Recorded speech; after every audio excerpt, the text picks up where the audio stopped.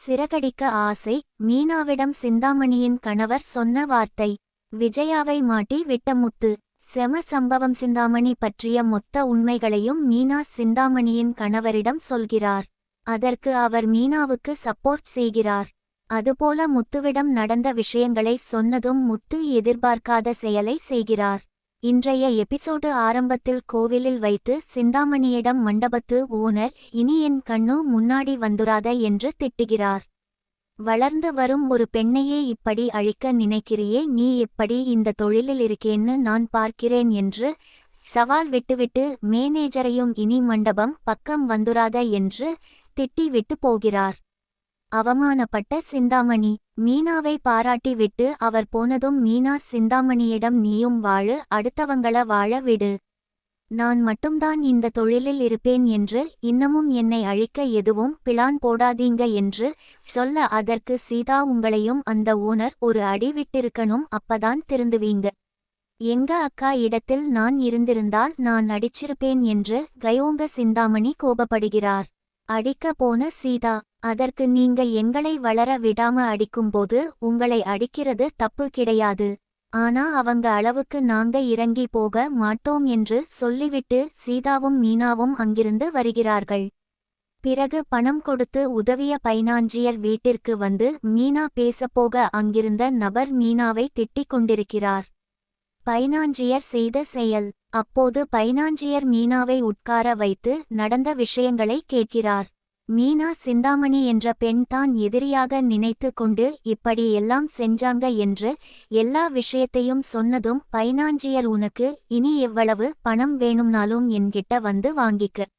எவ்வளவு பெரிய ஆட்டர்னாலும் நீ வேண்டான்னு சொல்லாத, எல்லாத்தையும் எடுத்து செய் என்று அனுப்பி வைத்துவிட்டு சிந்தாமணி தன்னுடைய மகளோடு இருக்கும் போட்டோவை பார்த்து கொண்டே நின்று கொண்டிருக்கிறார். முத்துவுக்கு தெரிந்த உண்மை. அதைத் தொடர்ந்து மீனா டீக்கடையில் சத்யாவோடு டீ குடித்து கொண்டிருக்கிறார். அப்போது நடந்த விஷயத்தை முத்துவிற்கு ஃபோன் போட்டு சொல்ல முத்து ஆச்சரியப்படுகிறார். இந்த நேரத்தில் நானும் உன் கூட இல்லாமல் போயிட்டேனே என்று சொல்கிறார்.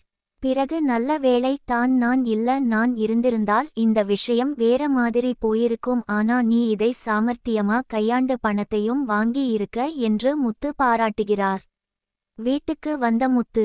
பிறகு மீனா வீட்டில் இருக்கும் போது முத்து சந்தோஷமாக வீட்டிற்கு வருகிறார். கையில் மாலையும் ஸ்வீட்டும் வாங்கி கொண்டு வருகிறார். அண்ணாமலையிடம் எனக்கு நல்லபடியா சவாரி முடிஞ்சிடுச்சு, நான் கேட்ட பணத்தை விட அவங்க கூடுதலாவே பணம் தந்திருக்காங்க என்று நடந்த விஷயத்தை சொல்கிறார். அண்ணாமலைக்கு தெரிந்த உண்மை. அதோடு மீனாவை சிலர் வளர விடாமல் தடுக்குறாங்க. வீட்டுக்குள் இருக்கிறவர்களும் தான் சேர்த்து தான் என்று சொல்ல விஜயா அப்படியே ஏமாற்றத்தில் இருக்கிறார். பிறகு மீனாவிற்கு நடந்த விஷயங்கள் எல்லாவற்றையும் சொல்லியுள்ளதும் அண்ணாமலை ஆச்சரியப்படுகிறார். அப்போது மீனாவிற்கு முத்து மாலை போட்டு சந்தோஷப்பட இந்த விஷயத்தை நீ ஏன்மா என்கிட்ட சொல்லல என்று அண்ணாமலை கேட்கிறார். மீனாவிற்கு பாராட்டு. அதற்கு ஸ்ருதி எனக்கு தெரியும் அங்கிள், நான் தான் அந்த அம்மா மாதிரி பேசி அந்த மேனேஜரை ஏமாற்றினேன் என்று சொல்ல ரவி இவ்வளவு விஷயம் நடந்திருக்கா, வாழ்க்கையில் முன்னேற வேண்டும் என்று நினைக்கிறவர்களுக்கு மீனா அண்ணி தான் முன்மாதிரி என்று சொல்ல அதற்கு மனோஜ் இதெல்லாம் பெரிய விஷயமா, இதற்கு முதலில் பத்திரத்தை படித்து பார்த்துட்டு கையெழுத்து போட்டு இருந்தா இவ்வளவு பிரச்சனை நடந்திருக்காது என்று ஓவராக சீன் போடுகிறார்.